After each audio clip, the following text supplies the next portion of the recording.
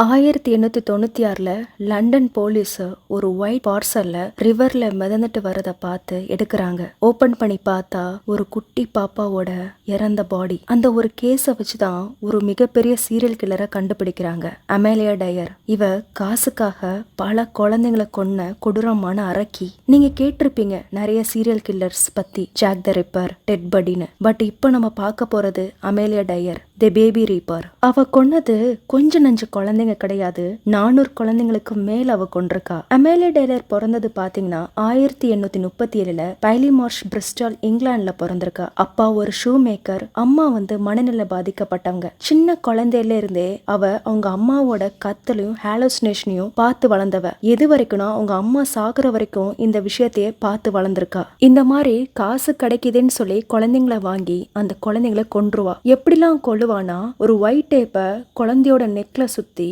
அந்த குழந்தைக்கு மூச்சு திணற வச்சு சாகடிப்பா. இதுதான் அவளோட சிக்னேச்சர் மெத்தடா. இல்லனா குழந்தைக்கு ஓவர் டோஸ் கொடுத்து சாகடிச்சிருவா. இல்லனா சாப்பாடு போடாம பசியில போட்டு அந்த குழந்தைங்களை கொன்றுவா. இதெல்லாம் எதுக்குன்னா ஒரு குட்டி அமௌண்ட் கிடைக்குதுல, அந்த காசுக்காக மட்டும்தான். இவ இந்த மாதிரி நிறைய தடவை பண்ணிருக்கா.